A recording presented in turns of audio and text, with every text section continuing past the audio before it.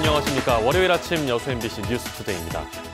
내년부터 기초생활보장 대상자들의 범위가 확대되고 급여가 인상됩니다.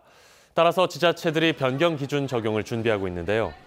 시군에 따르면 정부는 내년부터 4인 가구 급여 하한선을 3% 정도 인상하고 기본 재산과 주거용 재산 인정 한도액, 부양 의무자의 소득 기준 등을 일제히 인상 적용하기로 했습니다. 이에 따라 일선시군도 올해까지 수급 대상에서 탈락한 시민들에 대해 구제 여부를 점검하고 변경 사항을 홍보하는 한편 대상자들의 신청을 적극 독려하고 나섰습니다. 올해 전남 지역 19,000여 농가에 121억 원의 친환경 농업 직불금이 지급됩니다. 농림축산식품부에 따르면 올해 친환경 농업 직불금 지급 규모는 224억 원으로 확정됐으며 이 가운데 전남 지역 농가에 지급되는 금액은 121억 원으로 전체의 53.8%를 차지했습니다. 친환경 농업 직불금은 유기농이나 무농약 재배에 따른 소득 감소분 등을 보전해주는 자금으로 연말까지 지급될 예정입니다. 순천에 마그네슘 상용화 지원센터가 들어섭니다. 내년 국비가 확보되면서 오는 2023년까지 155억 원이 투입되는데요. 마그네슘 산업의 전환점이 될 전망입니다. 박민주 기자가 취재했습니다. 지난 2014년 전남 테크노파크 마그네슘 생산동에 입주한 한 제조업체. 마그네슘 프레임으로 자전거 시제품을 만들었습니다. 하지만 상용화되지 못했습니다. 관련 기술 개발이 초기 단계인데다 마그네슘 소재 공급도 쉽지 않았기 때문입니다. 기존의 알루미늄이나 마그네슘을 압출해주는 회사들이 점차 마그네슘이 없어지다 보니까 저희가 그런 이유로 큰 이유로 마그네슘 프레임에서 알루미늄 프레임으로 소재가 좀 더 쉽게 구해질 수 있는 쪽으로 전향이 됐습니다.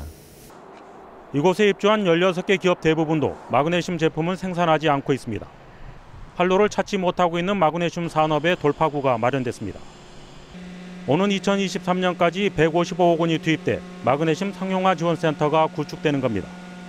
첫 관문인 내년도 국비 18억 4천만 원이 국회를 통과해 순차적으로 예산 투입이 가능해졌습니다. 마그네슘 상용화 지원센터가 들어서면 중소기업의 마그네슘 가공 기술 지원이 가능할 전망입니다.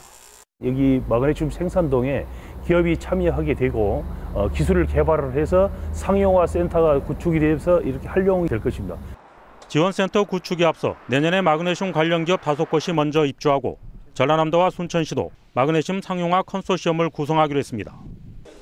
차세대 소재로 주목받았지만 상용화 단계에서 발목이 잡혔던 마그네슘 산업. 국비 확보를 계기로 전환점을 맞고 있습니다. MBC 뉴스 박민주입니다. 어촌 지역 경제에 활력을 불어넣기 위해 정부의 어촌 뉴딜 300 사업이 대폭 확대돼야 한다는 주장이 나왔습니다. 여수시의회는 최근 건의문을 통해 여수의 경우 정부 지원을 받지 못하는 소규모 항포구가 많은데도 사업 대상지가 2019년 3곳, 2020년 5곳에 불과해 사업 대상 확대가 절실한 실정이라고 강조했습니다. 시의회는 그러면서 전국적으로 사업 대상을 300곳에서 600곳으로 확대해 해상교통시설을 현대화하고 안전시설을 대폭 보강해야 한다고 주장했습니다. 고흥의 국가어항인 풍남항과 시산항 정비 사업이 순조롭게 진행되고 있습니다. 여수지방해양수산청은 국비 128억 원을 들여 지난 2017년 착공한 풍남항 정비 사업의 경우 올해 방파제와 무량장을 정비하면서 41.8%의 공정률을 달성했다고 밝혔습니다. 또 국비 54억 원을 투입해 2018년 착공한 시산항 보강 사업도 테트라포트 방파제 1,600여 개를 제작해 15.1%의 공정률을 보이고 있습니다.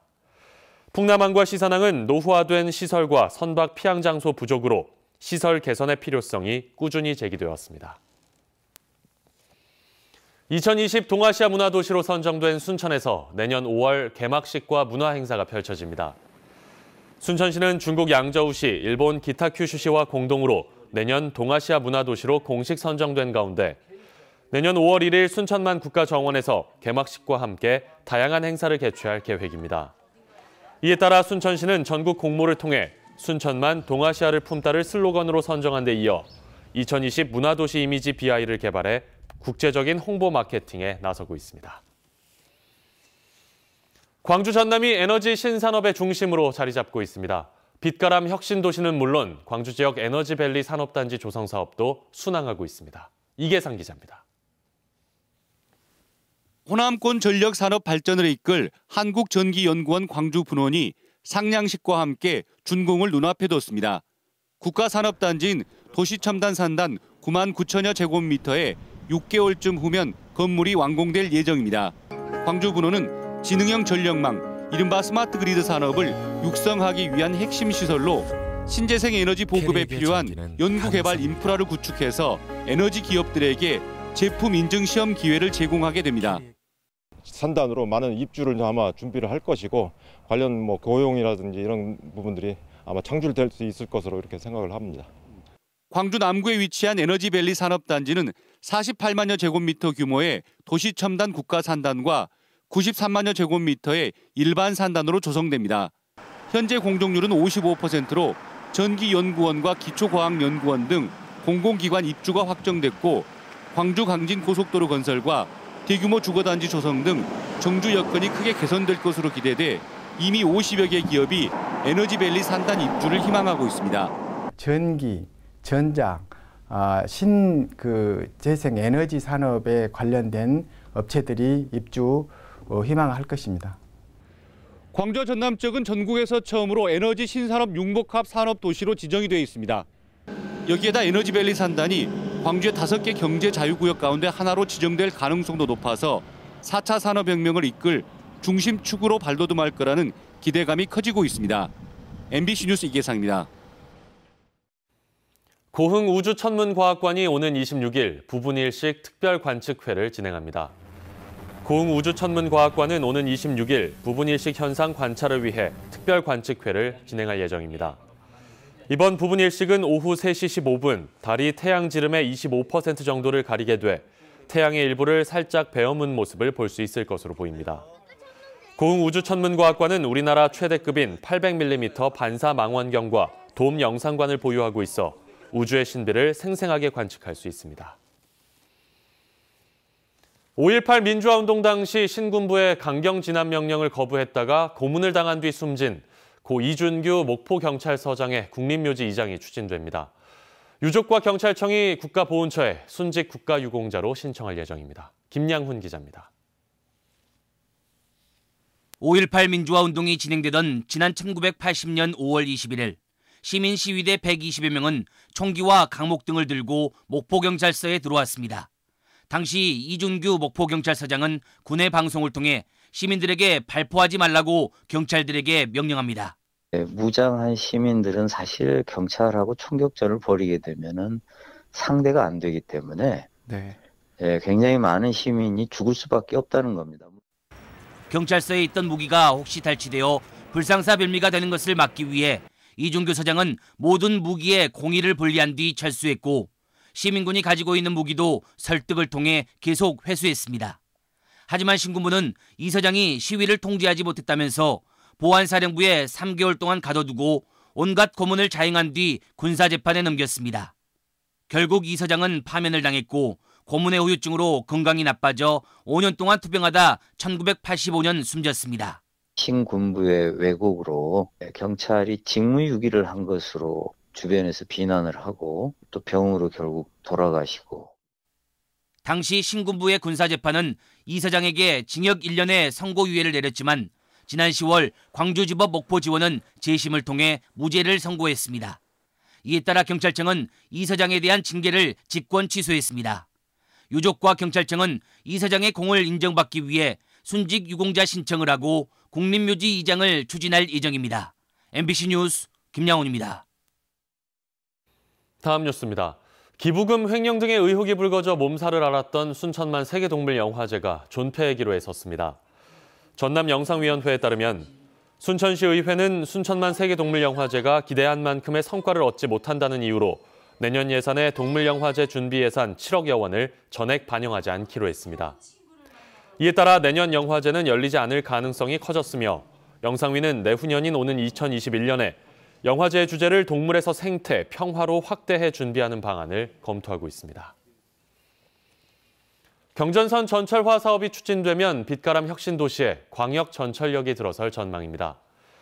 전라남도에 따르면 정부의 예비 타당성 재조사를 통과한 경전선 광주 순천 구간 전철화 사업에 중간 경유지로 나주 혁신도시가 포함됐습니다.